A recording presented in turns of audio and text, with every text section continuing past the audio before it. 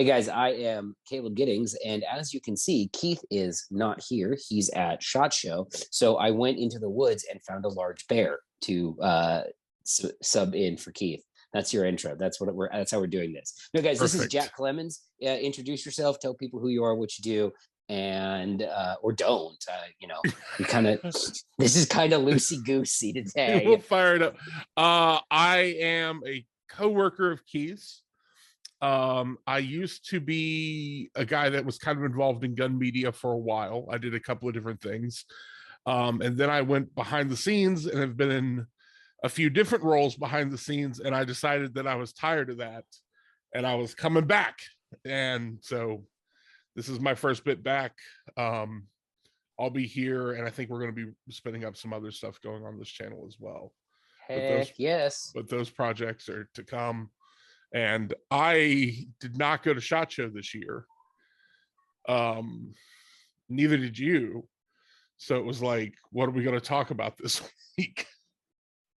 Yeah, so I think we decided, the best course of action was to talk about SHOT Shows of days past, which, when you think, how many SHOT Shows have you been to? Because I actually would have to think about that for a minute. I think I've done like six SHOT Shows now. So I'm not like the crustiest veteran of SHOT Show, but by 6, I feel like I have like my first day, I have the same walk around. Mm-hmm. Then day 2 and 3 are a blur. And then 4 is regret. 4 is always regret. 4 is because like if you make it to day 4, because I used to have to do the whole 9 yards. So for people who don't know, SHOT Show itself actually starts on Tuesday of whatever week it's in. However, the Monday before is the industry range day, which I used to have to go to. And it's, hang on, we're trying to not piss off the NSSF and sponsors, right? Industry range day is great. Industry range day. Okay, so I actually like industry range day. Have you ever had to work it in a booth though? No, I've never had to work it in booth. I've always had to like stroll it with a camera and get footage and stuff.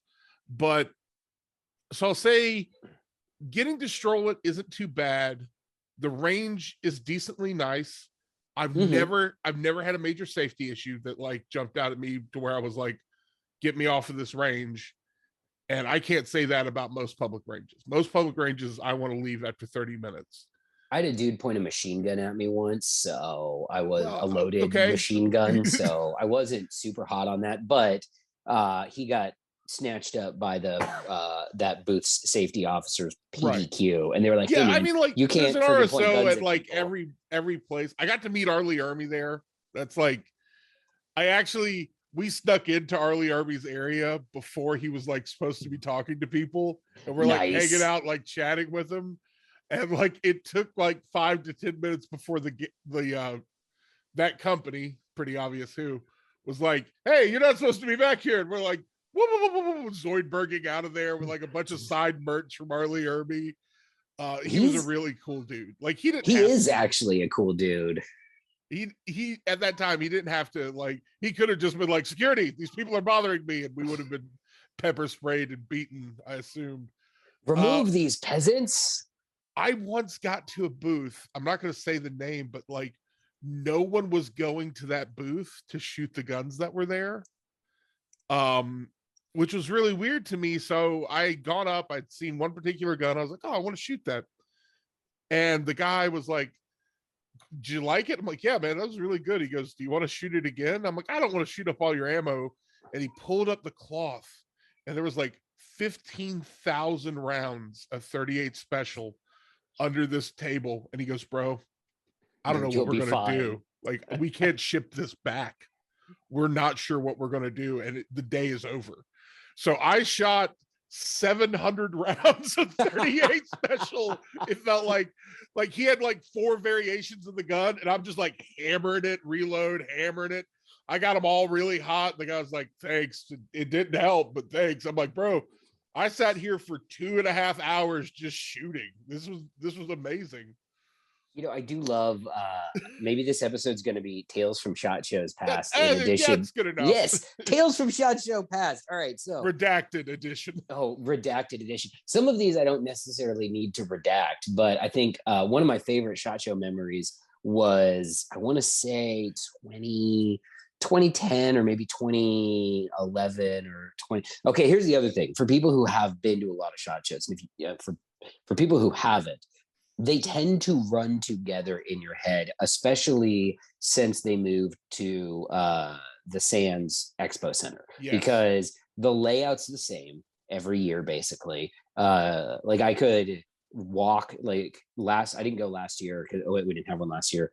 In 2018 or 2019, the last time I went, I could have literally walked in the front door, closed my eyes, and walked straight to the Ruger booth because it's always in the same place at every year. It doesn't move a lot. And so the memories blend together. Yeah. So I went the first year I went, where they were actually I want to say 08. They were in the Las Vegas Convention Center. And then the next year was the last year that they were anywhere but Vegas. They were at Orlando, which honestly, it was really neat because there was nobody there and I got to do a lot of stuff. But it also kind of sucked to shows won't go because it was kind of lame because there was nobody there. But one year in Vegas, once it was in the Expo Center, I had a very spirited party the night before and had a meeting the next day with a company that makes laser beams that you attach to the grips of your handguns. Right. And I was trying to sell them an ad package and redacted. I was trying to sell them an ad package because that was what I did at the time. And I was still drunk, like 100% still drunk from the night before. And I did a puke and rally in a trash can behind their booth, popped a breath mint, went in and sold the ad package. Mind you, they bought it, walked out, and I looked at my calendar and I'm like, I gotta cancel these meetings. Oh man. The dumb shit you do at SHOT Show. I have gotten so I definitely at one point I thought I had rallied, got all the way to the show floor, and just I went to my first thing midway through. I was a backup to somebody. I was like, hold on, I've got to take a phone call. And I left. Like I didn't stop anywhere. I walked straight to the cab stand. I was like, cab, one here, please. Got in the cab, went back to the hotel room, curled up. 3 hours later, I woke up and there was like 1,000 missed calls and texts like, where are you? And I'm like, honestly, if I make it out of this room to go home, it's a miracle.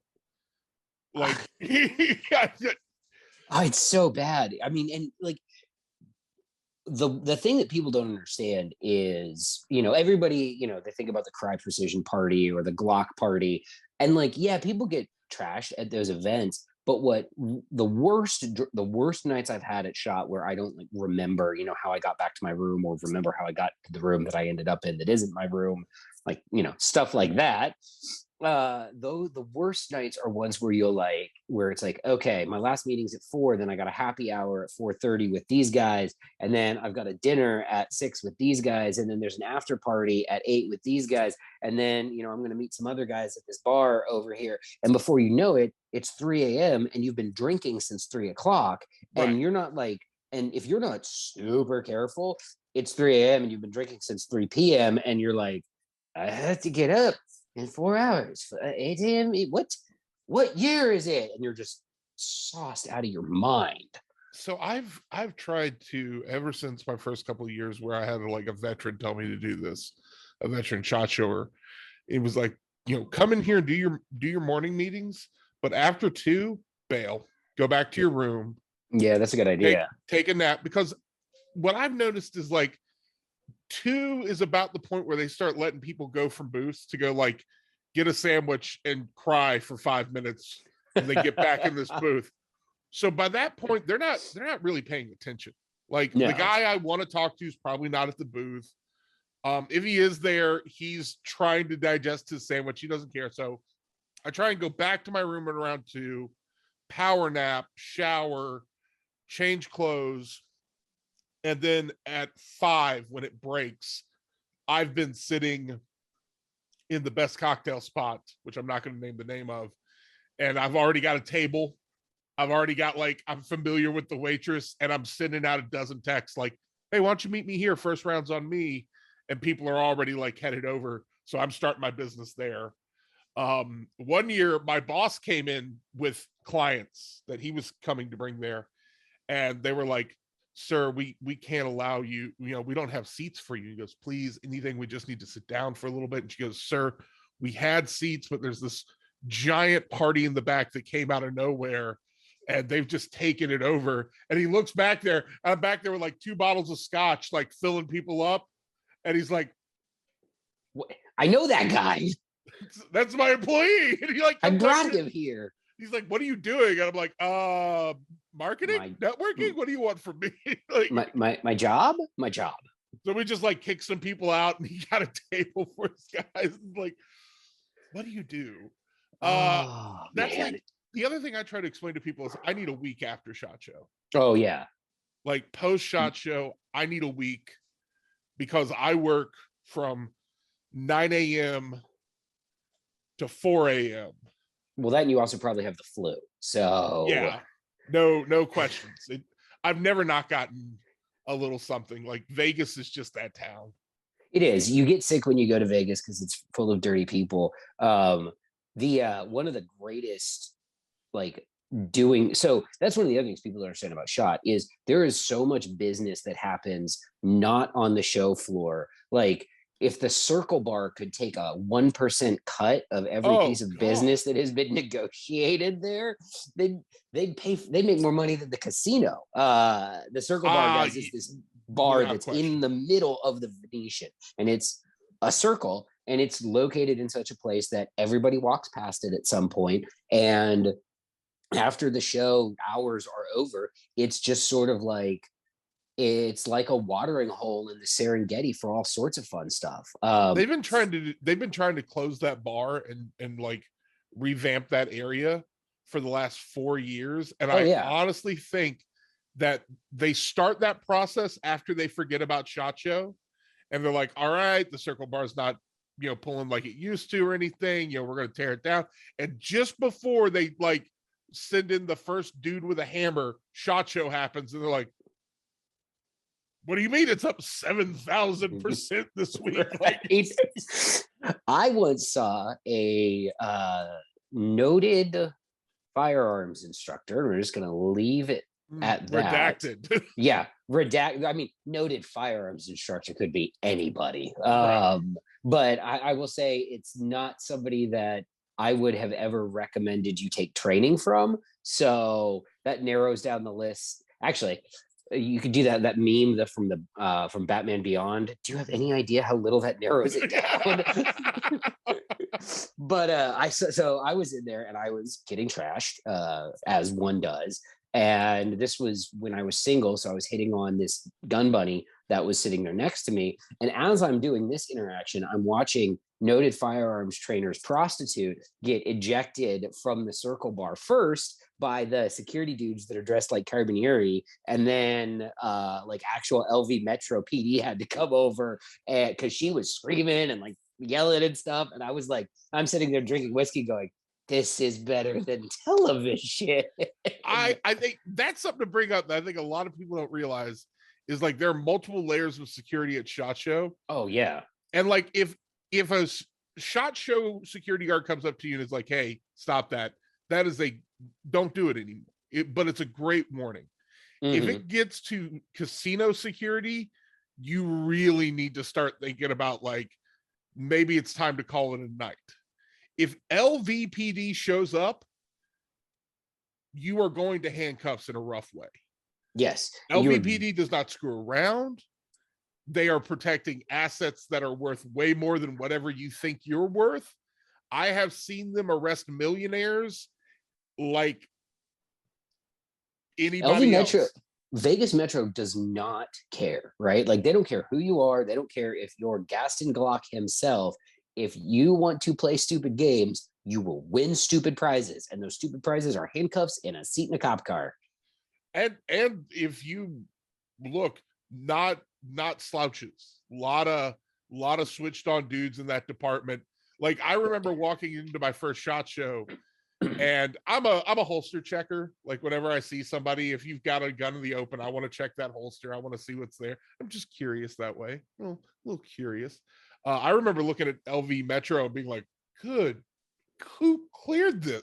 Because it's like switched on Springfield operator, Glock with an optic before that was common. A thing, yeah. Yeah, I was like, it's funny because my they were the Facebook first memories, duty company with a 2011s that I saw. Yeah, I saw dudes with 2011s. I'm like, good Lord. These guys are aggressive. My Facebook memories this past week, obviously all about SHOT Show. And on two separate occasions, I noticed a couple of years ago, I was walking around and there was a cop with a Glock 34 with an aftermarket red dot cut on it, not an MOS cut. Yeah, you can tell, like a 34 aftermarket MOS cut, and he's got 140 millimeter base pads on his 3 spare magazines that he's carrying. And I'm like, homie, where are you going? And then a couple of years before that, there was a dude with a Springfield operator, and he was carrying Chip McCormick 10 rounders. The Chip McCormick 10 rounder dude. And you're like, that guy is ready to go get into a gunfight with that 1911. I want for that guy. That guy's serious. Have a lovely day, officer. I'm gonna leave. And now hotel security has rapid response teams. Oh yeah. Well, I mean, loaded. I mean, we don't have to get into that. That's not really SHOT Show stuff, but like I hung out with 2 of those dudes, and like carry guns were a CZ75 in flat dark earth, and a Glock 21 with a red dot. Damn, that's aggressive. Also, I didn't know they made the 75 in FDE. Did he have to go somewhere? No, to they get that? do. There's like there's a 75 in FDE with like it's got suppressor sights on it and extended barrel. It's got G10 grips, which were the thing that caught my eye. I was like, oh, those are the G10s. And when I was like, oh, those are the G10s, the dude was like, ugh, like he got this ninja stance. And you're like, okay, calm down. I'm like, I'm just here for SHOT Show, man. Like this is not that big a deal. Yeah, the Vegas security and the security around SHOT Show in general is pretty tight. And it's a good thing because there are gajillions of dollars worth of assets there. You know what I've never seen at SHOT, and maybe it's just because I don't really get outside that much, but because I've been to NRA shows where there have been protesters, right? Vegas, they're not having any of that. No. People have tried. Here's the thing. People have tried to protest SHOT Show, and LV Metro says, oh yeah, you guys can have your protest, but we're not going to issue a permit that's anywhere geographically close to where they're having the show. You can have your protest like in the park 7 miles away. Yeah. Have a nice day. Good luck. You know what? I know a lot of people talk about like, oh, I wish it was back in Orlando, and I like. I don't. I like Orlando just fine. But Vegas takes care of you, and I know like I'm occasionally like, the Vegas flight and all that other stuff, but like Vegas is a city, they know where their bread is buttered, and they take care of you. I have been, like when they generally, if you need something, they're beyond accommodating. We had a bunch of guns with us one time, and they were like, yeah, I know, shocking. They were like, are you exhibiting? And I was like, no, we just have these. And they're like, okay, that's fine. If you choose to, you can store all of these in our safe on the premises when you leave your room. And you can come and get them whenever you want, like day or night. They were willing to just like, hey, if you want to feel extra secure about your firearms, you can secure those in our safe. I was like, well, really? Do you have enough room for that? They're like, we have 300 rifle racks, like 300 slots. Like, we got you. What hotel has rifle racks in their safe? That's not a safe. That's a friggin' vault. It was. We don't need to redact that. This is good customer service. This was. I believe this one was Trump Tower. Is the one I have never stayed there. It's a little off strip. Great views though. Great views. My favorite place that I've stayed for SHOT Show is the MGM Grand, which is a shame because it's really far away. The only ways to get to the show from the Grand are either take the monorail, which is an exercise in possibly shooting a bum, or which, you know, if you're looking for a CONUS kill, or sit in a car to drive a mile and it takes 30 minutes because of everyone else who is driving to the show, and you just sit there and you shake and you're angry. But the yeah, it's interesting. I mean, obviously, for me, the most convenient place to stay is either in the Venetian or the Palazzo, and I guess now Caesars. So I'm a big fan of this little tiny hotel between two other large ones where me and Keith stay a lot, which is within walking distance, and it's kind of hidden. I'm not going to say the name because I don't want people to flood it for SHOT Show. Is But that where it he's is, staying this year? yes. Oh, I know where. That is actually a good one. I know where It's he's at. super nice, and they have this bomb breakfast restaurant. I use breakfast. Oh, it's such a good breakfast spot, and I didn't see a lot of people there. I was always able to get a car in and out relatively fast, and it's like a couple of blocks from the show. So if you want to stretch your legs, it was good. I would generally walk back in the afternoon. Do you remember what was it? I think it was called the Imperial, and it was like just a dump that made no sense. It was behind the strip, and I think they knocked it down and turned it into something else. But it was just like, Yes. yeah.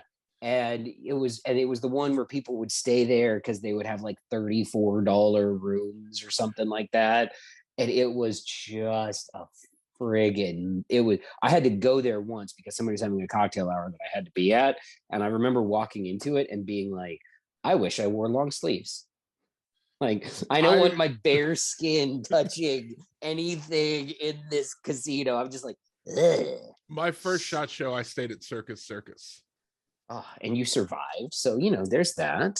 Hard to kill. That one has a number of experiences. The first SHOT Show, I didn't actually stay in a hotel because I was living in Las Vegas at the time. Yeah. And I was only working like peripherally in the firearms industry. I was actually working in the wireless industry at the time, but I was still like freelancing a little bit, and a friend of mine knew a friend of mine, and, you know, made some calls, and I got a press pass to SHOT Show, and I was like, cool. And I had no business being there, but it was fun, and me being there did open up a lot of doors that would eventually help turn this into a full-time job, which, you know, now I'm get paid to talk on the internet about how great SHOT Show is, or was, or could be. I think it still is. I have to do a mindset check about it where I'm like, I'm not there this year for a couple of reasons, but like, it's not like I don't want to ever go again. No, yeah. I mean, half of our friends, and like as I've, you know, I've said with Keith, with other people as well, the big attraction to SHOT Show, sure, like there's a lot of work to be done, right? I'm in the content creation side. It is a great place, not necessarily to get content, but to talk to the people who will send you the things that you need so that you can make the content later. And that's really a valuable thing. But also, you know, it's like, you know, we see our friends once or twice or three times a year, depending on. If you're lucky, you see them at a class or at an Yeah. event, but SHOT Show's the main time. Right. And we can all get together, we can all get drinks, you know, and it's nice to kind of have that communal environment where everybody's hanging out, everybody's having a good time. Like, one of my favorite events at SHOT is the party at the Leatherneck Club, you know. Yeah, same.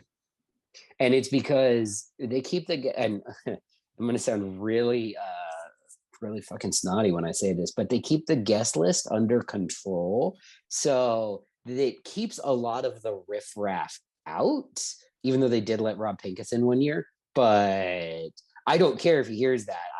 I'll text him right now. Hey, Rob, I'm talking shit about you on a podcast. No, it's fine. It's fine. Who doesn't? But, you know, they do keep, for the most part, they do kind of keep the riffraff out, which makes it a nicer party. And it's like mostly people who are in the training industry or stuff like that. I've always found it like interesting over the years because I've marked my own rise in the industry where I was like, absolutely no one wanted to talk to me. And I had like 2 other friends. So my first SHOT Show was basically hanging out with Jeff Bluefman and John Hopman. I mean, that's not a bad way to No, get it's through SHOT Show. not at all. Like John is one of my all-to go-tos for SHOT Show. Just like, where are you at? I don't have anything to do for 5 minutes. Let's talk. And the last year that we were there, 2020, we were sitting there and like some young guys came up and were like, "Oh my God, you're John Hopman." And like, "Oh, you're Jack Clemens. Hey man, we want to talk to you about this thing." And I'm like, weird. Bizarre. Good. This is strange. Why do these children want to talk to me? They're getting younger every year. And fuckers get younger every year. I tell you what. Oh man, there was a one of the redacted events, like super duper redacted, was a friend was leaving. I gotta like redact a lot of shit out of the story. Hang on. A friend was leaving one company and he was going to another company, all in the outdoor industry, because what something some people don't understand is this industry is it's a flat circle, right? Yes. Once you're in, you can, like, I know guys who, you know, they were at this company, then this company, then they're doing media for this company, and they just kind of go around the flat circle. And 9 times out of 10, not a lot of bad blood about that.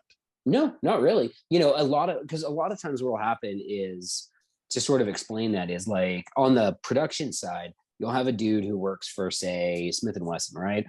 Smith & Wesson will get a new director of widgets, and the director of widgets will be like, "Hey, let's bring in some other guys. I'm going to lay these dudes off." And then those dudes will go to Leupold because the widgets they worked on at Smith & Wesson are similar to the Leupold widgets. And then they'll, you know, and they just kind of stick around. And there's nothing really wrong with that. But anyway, so the friend was leaving one company to go to a new company. Our mutual friend group decided to have a going away party for him that was going to be at one of the nicer strip clubs. I forget which one, but it's one of the good ones that has like a private van and like they can drive you there and back. Yeah, I know you are. So anyway, we get there, and one of the other attendees, who all of a sudden like kind of disappears, and then he reappears like on his phone, and then disappears and reappears on his phone. And what happened was that he had left his location. He was sharing his location with his fiance, who was not there at SHOT Show, and had specifically told her prior to SHOT that they would not be going to any titty bars. And she tracked his location. And I gotta say, rookie move, sir. Rookie move. But hilarious, because he eventually ended up like getting so drunk that he was like, you know what? This just turned his phone off, turned location tracking off, disappeared for the night, got blitzed. And I've always wondered, by the way, him and the girl got married, they have a kid, everything's hunky-dory, but I kind of wonder how epic the fight was the next day on the phone after that. I haven't seen that. I have seen someone leave their job at a booth at a different trade show while I was talking to them. They were like, "You know what, man, honestly, I think I might have to hand you over to someone else." I'm like, "Oh yeah, cool, no problem. I'll talk to them too. You know, let you get a break or something." He goes, "Nope." He just like he handed me off to someone else, and like a couple of minutes later, they like come over. They're like, "Have you seen Bob?" I'm like, "No, Bob left his stuff. God, his name's not Bob." I'm like, he just quit his job. He was done. That's amazing. He was done. I mean, that was not at this show, obviously. Like, that was at a different show, but that's one of my all-time favorite. I'm done with this. Oh my God. My all-time favorite SHOT Show memory, though, as interestingly, the show was over when this occurred, but it's how I found out that I was going to be a dad. So I love telling this story. I love it because it embarrasses the hell out of my wife. So it was Saturday morning and I was flying home, and Friday, if you make it to Friday of SHOT Show, lots of people, myself included, have just a rager. Like, and I mean just you get absolutely wasted. I ended up in a van with a bunch of strangers singing "Don't Stop Believin'." I know because I have a video of it. And somehow made it back to my room, somehow made it to the airport for my flight. I am hungover as a mother. I'm checking my bag because I got knives and guns and all of that stuff. And I'm standing in line to check my bag, and I'm texting back and forth with my wife. And she sends me a text and it says, "Hey, I'm freaking out a little bit." And I'm about to reply to her and be like, "Hey, what's wrong? Is everything okay?" And the next thing she sends me is a picture of a positive pregnancy test. She doesn't even tell me I'm pregnant. I took a test. She just sends me the picture while I'm standing in line in McCarran Airport to check my bag. So I call her and I say, "Hey, I feel like this is more important than a text. Let me get through security and I'll call you." And she goes, "Oh yeah, that makes sense." I'm like, "Yeah, no shit, it makes sense." So I hang up, I get through security, I run to one of the premium lounges. I get up to the bartender and I'm like, "I need 2 Bloody Marys." And I take one and I smash it. Just, I'm like, "I need a little bit of hair of the dog," hammer that first one down. And then the next one, I call my wife, I drink it slowly. We talk through the whole "I'm going to be a dad" thing. I have a minor heart attack. And what really puts the cherry on top of this memory is, while I'm having that conversation, I get a text from a mutual friend of ours who at the time worked for Beretta. And he says, "Hey, are you in this lounge? My boss, their then director of marketing, is here and wants to meet with you." So I finish up my call with my wife, finish the Bloody Mary, get a third one, go over and have like a 45-minute meeting with Beretta's marketing team, while I am in shock and now once again half the bag. I don't remember anything that I said. I'm like, products, yeah, Berettas. Oh, SHOT Show, the things that you've done to us. So I will tell now my favorite SHOT Show story with minor redactions. Minor redactions. I and John Hotman had a phone call 6 years ago, 5-6 years ago. I'd have to check.